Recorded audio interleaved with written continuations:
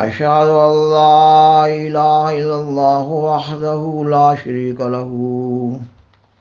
وأشهد أن محمدا عبده ورسوله أما بعد فأعوذ بالله من الشيطان الرجيم بسم الله الرحمن الرحیم۔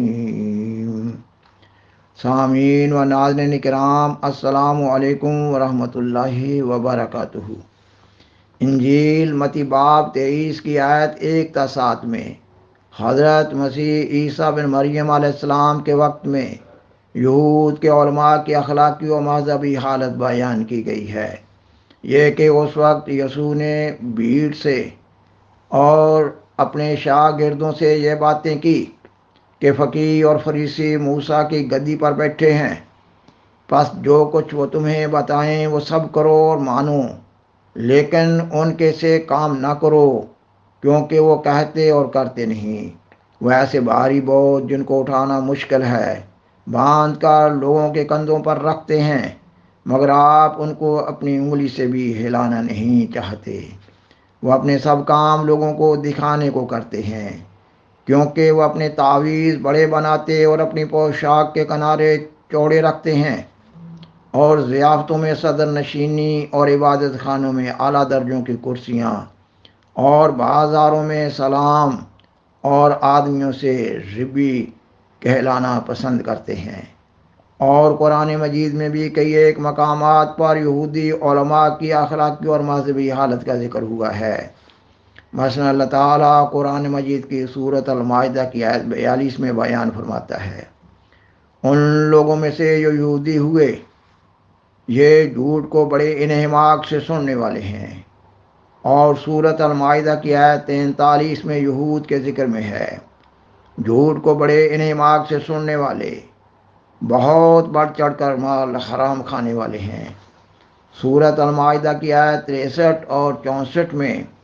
اللہ تعالیٰ یہود کے ذکر میں بیان فرماتا ہے، اور تو ان میں سے اکثر کو گناہوں اور بے اعتدالیوں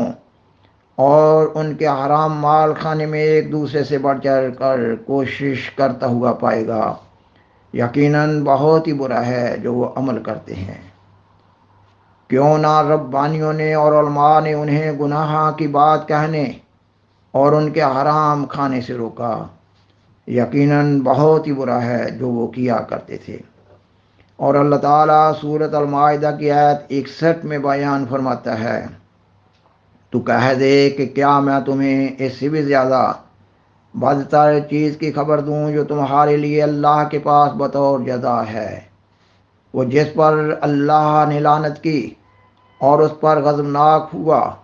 اور ان میں سے بعض کو بندر اور سور بنا دیا جبکہ انہوں نے شیطان کی عبادت کی۔ یہی لوگ مرتبہ کے لحاظ سے سب سے بدتر اور سیدھی راہ سے سب سے زیادہ بھٹکے ہوئے ہیں۔ اور اللہ تعالیٰ سیدنا حضرت محمد صلی اللہ علیہ وسلم کے زمانہ کے یہود کے علماء کی حالت کے بارے میں سورۃ النساء کی آیت 47 میں بیان فرماتا ہے، یہود میں ایسے بھی ہیں جو کلمات کو ان کی اصل جگہوں سے بدل دیتے ہیں۔ سامعین و ناظرین کرام، مذکورہ بیان سے واضح ہو رہا ہے کہ حضرت مسیح عیسیٰ بن مریم علیہ السلام کے وقت میں یہود کے علماء سے حقیقی ایمان اور قوت عملیہ مفقود ہو چکی تھی، اور اس کے باوجود وہ حضرت موسیٰ علیہ السلام کے سچے پیروکار ہونے کا دعویٰ کر رہے تھے، جبکہ وہ بگڑ چکے تھے، اور حضرت مسیح عیسیٰ بن مریم علیہ السلام کو ان کی اصلاح کے لیے مبعوث کیا گیا تھا، مگر وہ حضرت مسیح عیسیٰ بن مریم علیہ السلام کی کسی بات پر کان نہ دھرتے تھے اور ان کو جھوٹا سمجھتے تھے۔ اس حقیقت کے اظہار کے لیے حضرت مسیح عیسیٰ بن مریم علیہ السلام کا یہ قول انتہائی قابل غور و فکر ہے، یہ کہ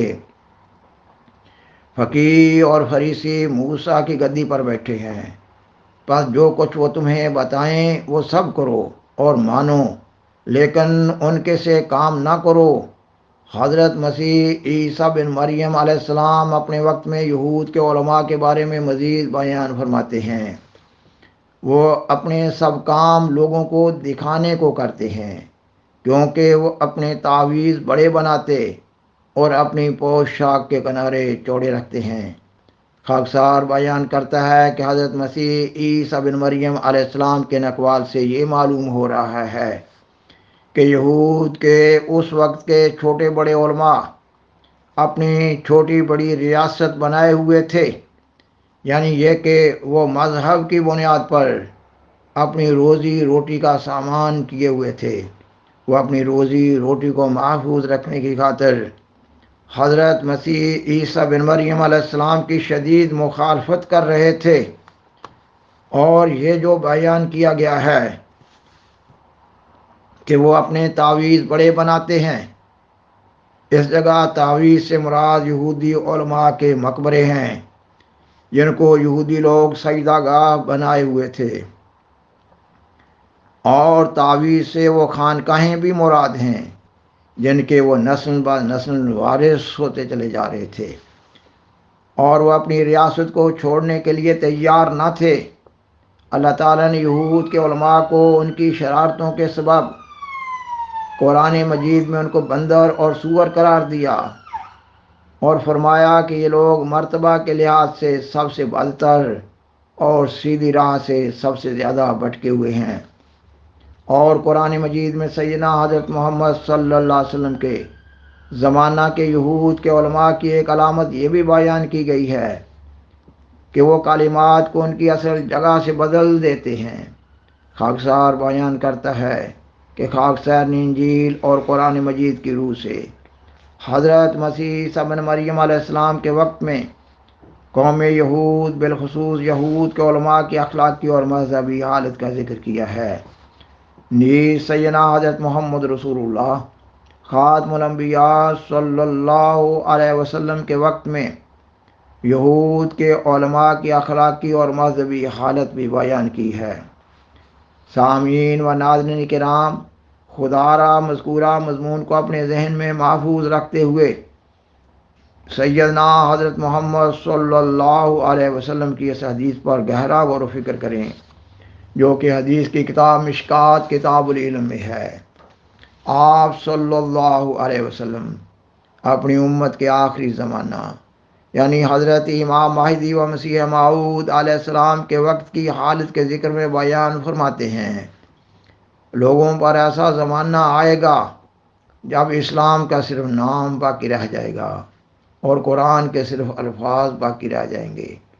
ان کی مسجدیں ظاہر میں تو آباد ہوں گی، لیکن ہدایت کے لحاظ سے بالکل ویران ہوں گی۔ اس زمانے کے علماء آسمان کے نیچے بدترین مخلوق ہوں گے، انہی میں سے فتنے نکلیں گے، انہی میں واپس جائیں گے۔ خاکسار بیان کرتا ہے کہ خاکسار نے انجیل اور قرآن مجید میں مذکورہ یہود کے علماء کی اخلاقی اور مذہبی حالت کا ذکر کیا ہے، اور احادیث میں بیان ہوا ہے کہ امت محمدیہ کے علماء بھی یہود کے علماء کے رنگ میں رنگین ہو جائیں گے، اور قرآن مجید میں یہود کے علماء کو بندر اور سور قرار دیا گیا ہے، اور نیز بیان کیا گیا ہے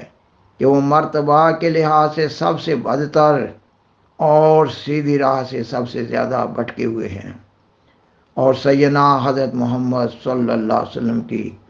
اس مذکورہ حدیث میں سے آخری زمانہ کے علماء یعنی امام مہدی و مسیح موعود کے مخالف علماء کو آسمان کے نیچے بدترین مخلوق کا نام دیا گیا ہے، اور نیز یہ بھی بیان کیا گیا ہے کہ انہی میں سے فتنے نکلیں گے اور انہی میں واپس جائیں گے۔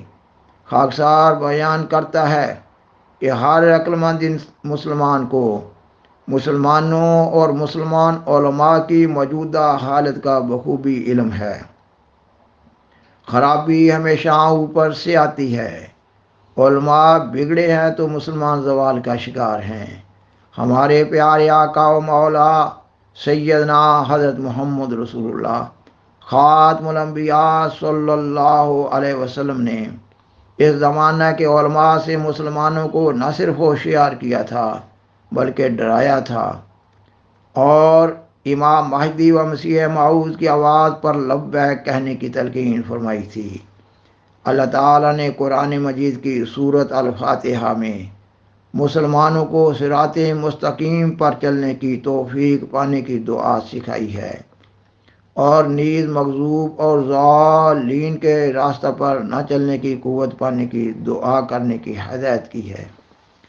مگر لمحہ فکریہ یہ ہے کہ مسلمان اپنے گمراہ علماء کی بھیڑ چال کے طور پر اندھا دھند پیروی کر رہے ہیں۔ سیدنا حضرت مرزا غلام احمد قادیانی علیہ السلام کے دعوی امام مہدی و مسیح موعود پر غور و فکر نہیں کر رہے،